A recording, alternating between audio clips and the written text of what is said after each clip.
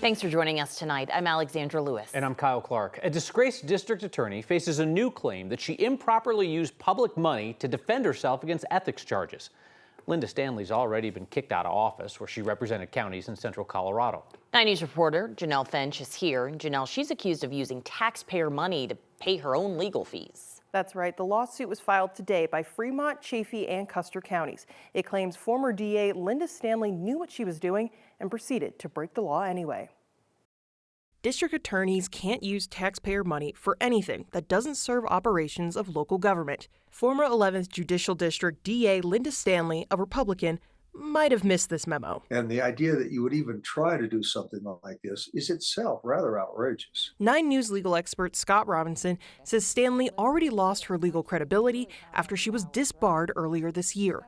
Now, a lawsuit from Custer, Chaffee, and Fremont counties adds insult to injury. It's hard to think that the Supreme Court of Colorado would look at this as anything but an awful violation of the ethics, but you can't disbar somebody twice. Stanley was found guilty of misconduct while handling the case against Barry Morphew in the death of his wife, Suzanne. This lawsuit alleges while Stanley was on trial for misconduct, she used more than $100,000 in taxpayer money to pay for her defense lawyers. The same person that would do the acts that she was found guilty of doing is the kind of person who would use taxpayer funds to pay for it. The Fremont County attorney wrote to her on June 27th, reminding her the law states money out of her office budget can't pay legal fees.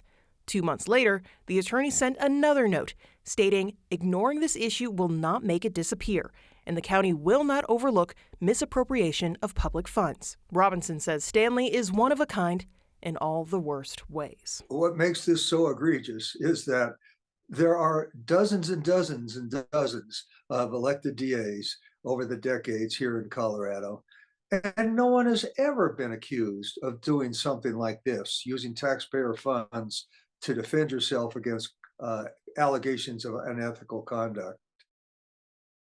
The lawsuit demands Stanley pay back the more than $111,000 she spent on legal fees plus interest. Janelle Finch, 9 News.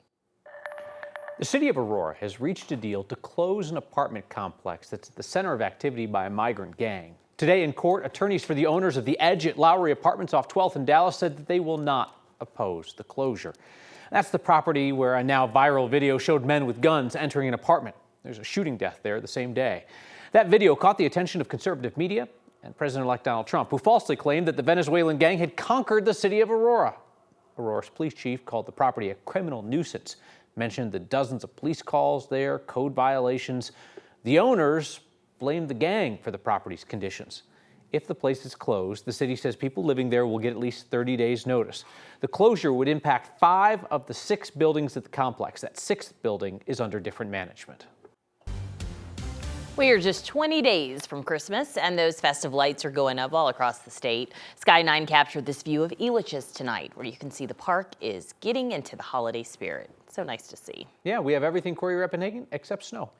We do have some in the forecast, though, at least a little bit coming on Monday. But for the most part, this weekend will be full of Christmas light putting up weather. That's what they'll call it. We had a real nice day here across the Front Range. Nice night, 36 degrees here in South downtown Mile High City. When you look at the box score for today, 49 degrees was the official high temperature in Denver today, just a little bit warmer than average. 6 degrees warmer than the average low. Nowhere near these records in either direction for us today. We'll be warming things up a little bit more tomorrow, possibly into the upper 50s here. Wouldn't be super shocked to see some near 60-degree temperatures tomorrow.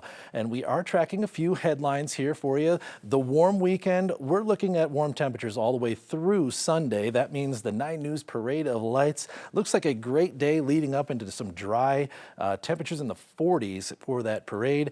The changes are coming on Monday. We're talking about some light snow in the mountains and possibly here on the Front Range as well. So I'll address that coming up in the full forecast. Tonight, a legendary cyclist is on the road to recovery after she was seriously hurt in a crash. 9 News reporter Rhea Jha joins us now with her story. Rhea? Yeah, back in October, Marianne Martin was riding her bike at Sunshine Canyon near her home in Boulder when she suddenly had to brake. She was going so fast it threw her to the ground, and her injuries were so severe she hasn't been able to ride since. I just want to thank everybody. Marianne Martin hasn't felt like herself for some time. I feel bad to be writing my thank you note so late, but I just couldn't focus before when I was not doing well. Instead of Christmas decorations, get well soon cards line her shelves after a life-changing bike crash in October. So I broke 12 ribs, my scapula, and my clavicle, and I think both of them in 2 places. Oh, good girl. Hiding behind those cards. Oh, the trophy? Not just any trophy. Marianne won the Women's Tour de France in 1984. This is me riding. I wasn't very happy there. I could tell I was hurting. I think the hardest thing for me now is being so separated from my sport. An injury that took part of her identity. I did feel when I was laying there on the couch that, will I ever get that fitness back? Your life kind of stops. For weeks, the ceiling was her only view. I was laying right here. When everything's broken, getting up was the hardest thing I did every day. Now Marianne is back to walking and even riding a stationary bike. But for her, the finish line is much farther away. Because riding a bike and riding a bike are 2 different things. So for me to just be able to go out and ride my bike is not the same as being fit enough to go ride hard with my friends. Drawing on the same drive that made her a champion 4 decades ago. I think after racing and having that high level of skill, not just fitness, but the level of skill, adds so much more joy to the sport for me. She says it's not just a recovery. It's a journey back to who she is. Oh, yeah. Oh, it's not an option not to. Plus, I don't think my friends would ever let me. Marianne Martin is still the only American to ever win the Tour de France back in 1984. And she told me that before the crash, she was in nearly the same peak physical condition when she won that race, and she is 67 years old. So she is determined to get back to that level of fitness and ride like that again. Rhea Jha, 9 News. The Weld County Sheriff's Office is making progress on its oldest cold case. This week, detectives identified a woman found dead near Platteville over 50 years ago. They say she's Roxanne Leadbeater. Her body was discovered near the bank of the St. Vrain River in November of 1973. Now, 2 years ago, her body was exhumed to get her DNA. Her identity was confirmed this week using DNA from a first cousin, one of her closest living relatives.